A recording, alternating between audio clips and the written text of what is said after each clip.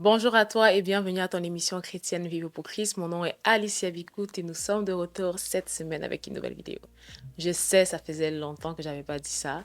J'avais l'habitude de juste commencer mes vidéos, mais il y a certains d'entre vous qui m'ont dit, Alicia, ça fait longtemps que je t'ai pas entendu dire bonjour, mon nom est Alicia Bicout. Donc bonjour ou bonsoir, dépendamment de l'heure à laquelle vous allez me suivre. Aujourd'hui, je souhaiterais qu'on puisse faire une étude biblique. Généralement, je partage avec vous ce que j'ai sur mon cœur. Je prends toujours le temps de pouvoir mentionner un verset biblique ça et là, mais je trouve que c'est vraiment important, nécessairement, spécialement, pardon, dans ces temps de la fin, d'être de plus en plus enraciné dans les Écritures. La Bible dit que je serre ta parole contre mon cœur afin de ne point pécher contre elle. Donc, si on ne connaît pas la parole de Dieu, si on ne fait pas attention, on va se rendre compte en fait que nous sommes comme ce que l'apôtre Paul a dit à Timothée, c'est que dans les temps de la fin, les gens n'aimeront plus la sainte doctrine. Et c'est vraiment très dangereux. Et on doit souvent faire ce que je disais la semaine dernière, c'est-à-dire sonder nos cœurs, pour savoir également à quel niveau la parole de Dieu se trouve encore dans nos cœurs.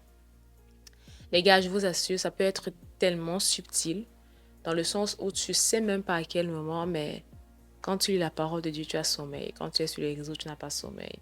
Lorsque tu décides de te dire, OK, je vais prendre 1 heure de méditation, tu as l'impression d'avoir 10 millions de choses qui traversent ton esprit que tu dois encore faire. Mais lorsque tu regardes un film sur Netflix ou sur la télévision, tu n'as pas l'impression que tu es si occupé. En fait, consciemment ou inconsciemment, notre amour de la parole est beaucoup attaqué et on doit se rassurer de pouvoir retourner à la parole à chaque moment. Et d'où ma question, combien de fois est-ce que tu médites la parole? Combien de fois est-ce que tu lis la parole? Soyons attentifs à ces choses et regardons, pardon, où est-ce que notre cœur se positionne en ce qui concerne la parole de Dieu. Est-ce que nous sommes véritablement passionnés? Ou est-ce que parce que j'entends ça une fois le dimanche, ou si c'est que toi, par exemple, il y a plusieurs cultes dans la semaine dans ton église, est-ce que cela veut dire que je connais la parole ou que j'aime la parole ou que je la sers dans mon cœur? Ok, donc c'est vraiment important d'avoir cette relation personnelle avec la parole parce que la Bible nous dit dans le livre de Jean, au chapitre 1, qu'au commencement était la parole était avec Dieu et la parole était Dieu. Donc connaître les Écritures, c'est aussi connaître Dieu lui-même, connaître sa parole. La Bible dit que toutes choses vont passer, mais ses paroles ne passeront pas. Donc il est important que nous ayons une relation avec Dieu au travers des Écritures. C'est pourquoi aujourd'hui, nous allons faire une étude biblique, un partage biblique et j'espère que nous serons bénis. Alléluia. Amen.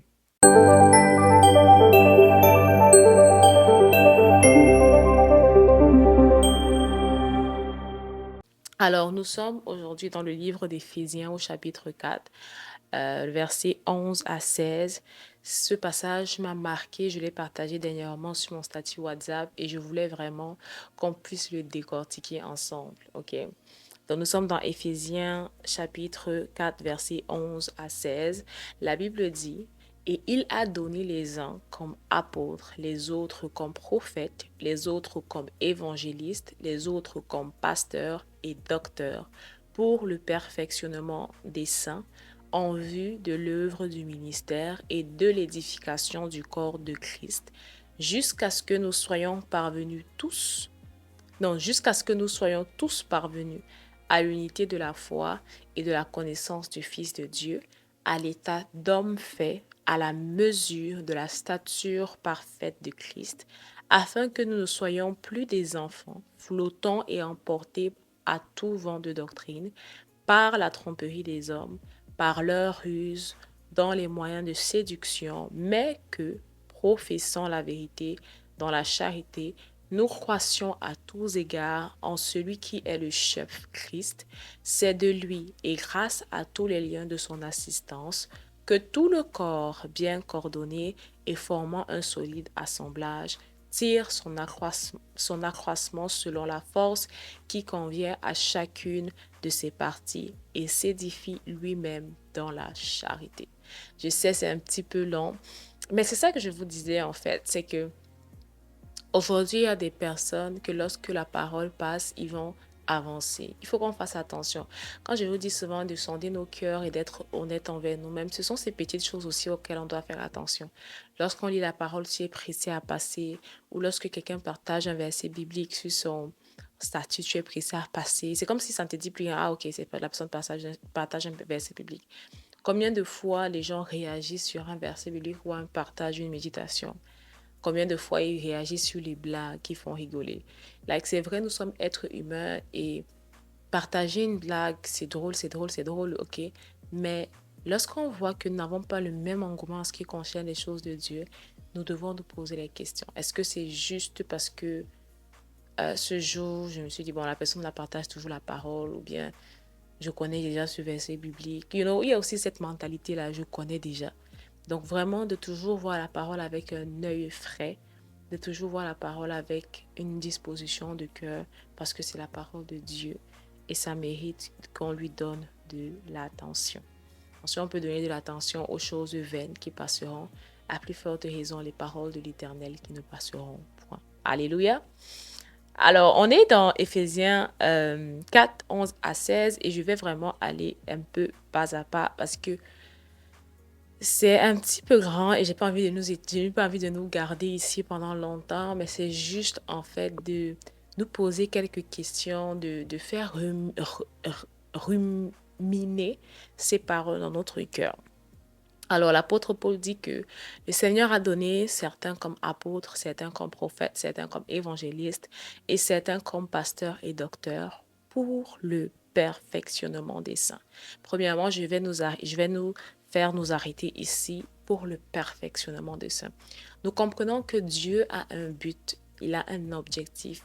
Lorsque nous avons donné notre vie à Jésus, le Seigneur veut que nous soyons perfectionné. Ça veut dire quoi être perfectionné? C'est tout simplement l'action de s'améliorer. Alors, le Seigneur ne veut pas que, ok, Alicia reste juste comme ça, elle a donné sa vie à Jésus et puis elle est juste, elle ne change pas, elle garde ses mauvais comportements, elle garde ses mauvaises habitudes. Non, le Seigneur veut que je me perfectionne, que je m'améliore, que je puisse davantage lui ressembler.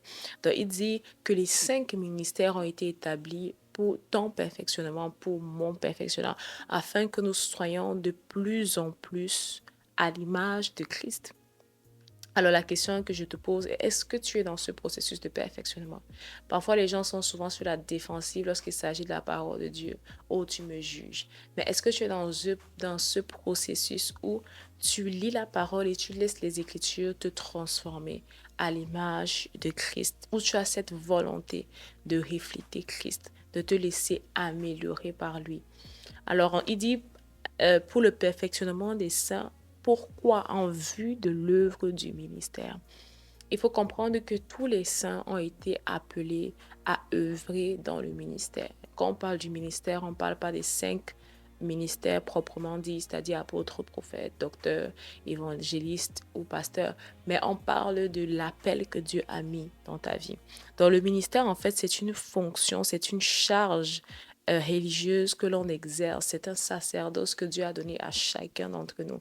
Ça peut être au niveau des enfants que tu exerces ce ministère. Ça peut être comme cette femme dans la Bible nous parle qu'elle exerçait un ministère auprès des veuves. Donc, ça peut être au niveau des orphelins, ça peut être au niveau des veuves, ça peut être au niveau de ta communauté. Like avec des personnes, par exemple, sans abri, tu offres de la nourriture. Mais ce ministère-là que tu vas exercer ne peut se faire que lorsque tu laisses le Seigneur t'améliorer. Il dit pour le perfectionnement des saints en vue de l'œuvre du ministère. Donc plus Dieu me montre, plus aussi je suis en même de pouvoir faire l'œuvre à laquelle il m'appelle. Ok? Ensuite, il dit et de l'édification du corps de Christ jusqu'à ce que nous soyons tous parvenus à l'unité de la foi.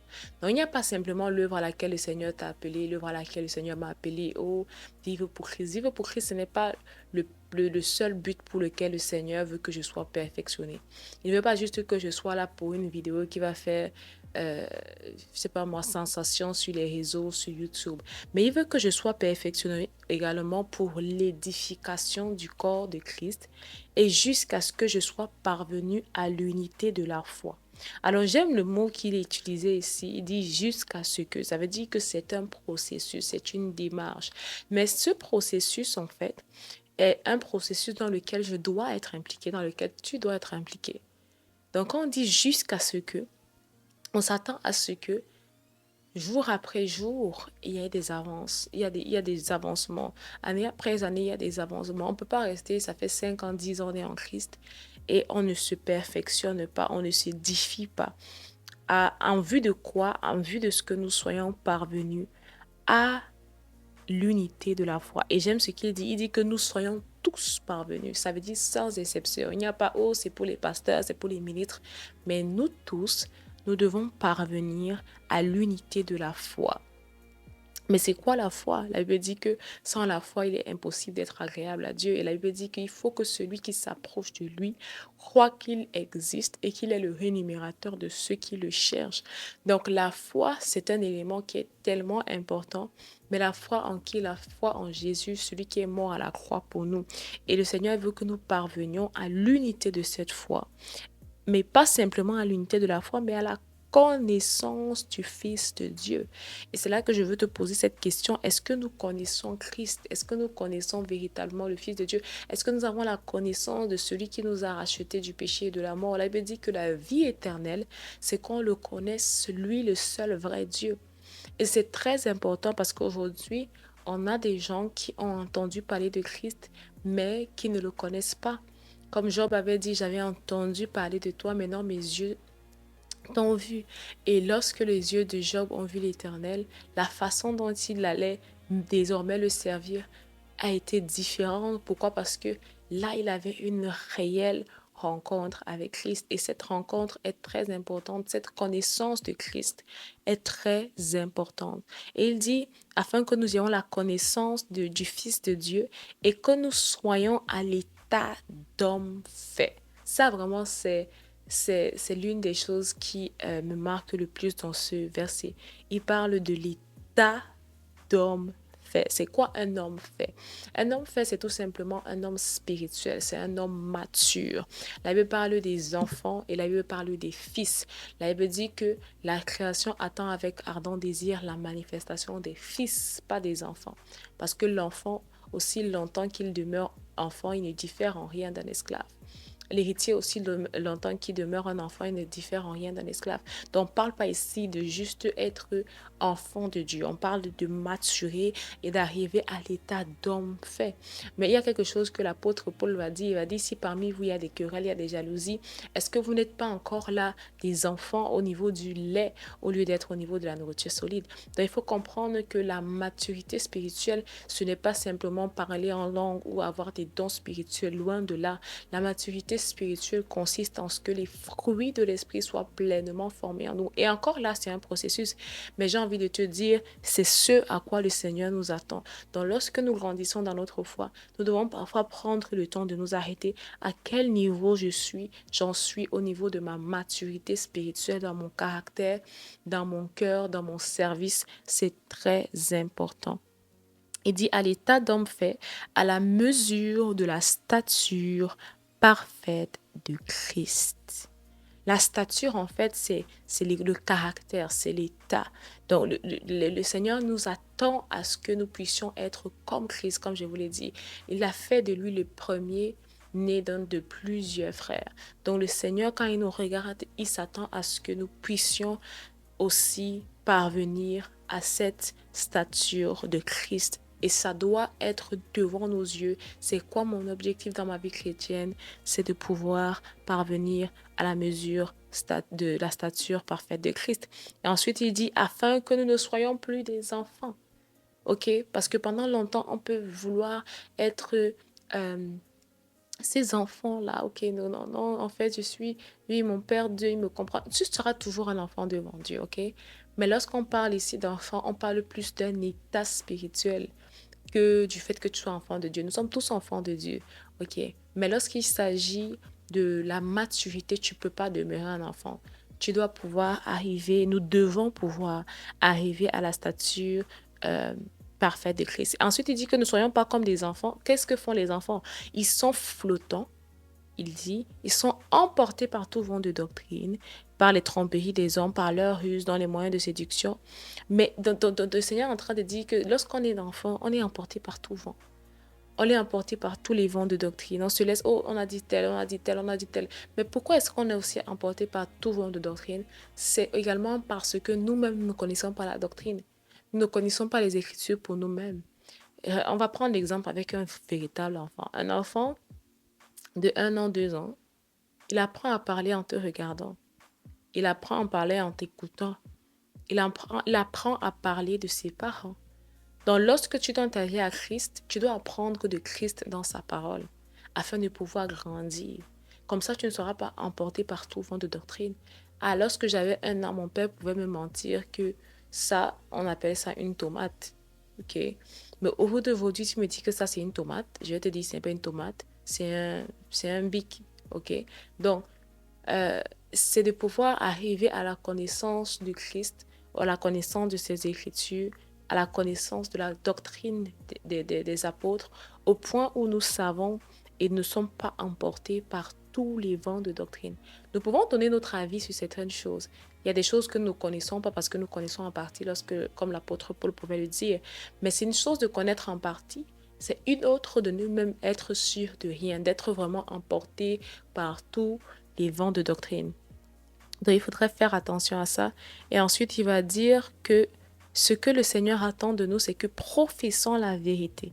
Il y a une vérité. Et je vais te poser cette question. Qu'est-ce que tu professes? Qu'est-ce que tu connais de la vérité? Qu'est-ce que tu connais en fait et que tu professes? Quelle vérité, quelle connaissance avons-nous? Il dit que professons la vérité dans la charité, dans l'amour, que nous croissions à tous égards en lui. Nous ne pouvons pas professer une vérité que nous ignorons. Donc, il dit qu'on ne doit pas être flottant par tous les vents de doctrine, mais qu'on doit pouvoir professer la vérité. Et si on parle de professer cette vérité, il faut que nous la connaissions. Et comment est-ce qu'on la connaîtra? En méditant les Écritures. Donc, professons la vérité dans l'amour, que nous croissions à tous égards en celui qui est le chef, Christ. Que nous croissions, professons la vérité dans l'amour. Ok, l'amour de Christ, nous l'aimons parce qu'il nous a aimés le premier. Que nous croissions à tous égards. Ça veut dire que ça ne va pas se limiter simplement à un niveau spirituel dans ma vie de foi, mais dans ma famille, dans mes études, dans mon milieu professionnel, que je puisse croître à tous égards. Parce que la parole de Dieu ne se limite pas juste à la maturité spirituelle, ça nous apprend même à comment nous comporter dans la vie de tous les jours. Que je puisse croître à tous égards en celui qui est le chef Christ. Donc que je croisse en Christ, pas en dehors de Christ, mais en Christ. Et il reste et il demeure en fait le centre de toute chose. Et c'est lui qui, c'est de lui et grâce à tous les liens de son assistance que tout le corps bien coordonné et formant un solide assemblage tire son accroissement selon la force qui convient à chacune de ses parties et s'édifie lui-même dans la charité. C'est lui, par sa grâce et par son assistance. Christ est là pour nous assister dans cette démarche-là. Il est là pour nous accompagner encore, tel que nous attelons notre cœur, nous appliquons notre cœur à dire, oh Seigneur, je vais marcher pour t'être agréable. Nous ne sommes pas abandonnés à nous-mêmes, nous ne sommes pas tout seuls. Par son esprit qui nous enseigne toutes choses, nous grandissons et nous croissons. Mais il faut que nous soyons disposés également à cette croissance-là.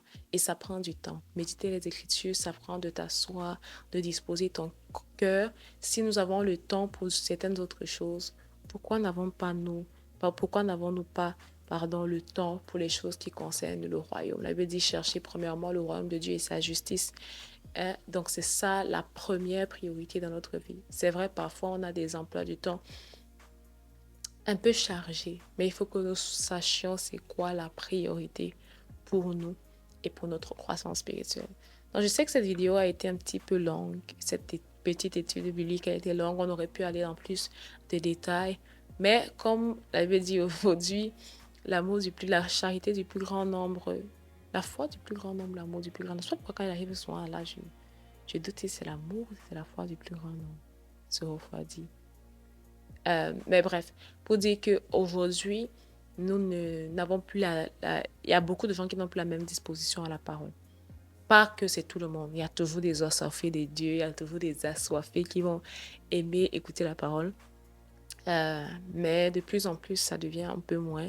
Donc, attachons-nous aux Écritures, soyons conscients de cela, attelons notre cœur à méditer la parole et à croître en celui qui s'est donné à la croix pour nous. En tout cas, c'est ma prière pour vous aujourd'hui. Donc, que Dieu vous bénisse abondamment. Passez une excellente semaine et on se retrouve à très bientôt, peut-être pour une autre étude biblique. Laissez-moi savoir.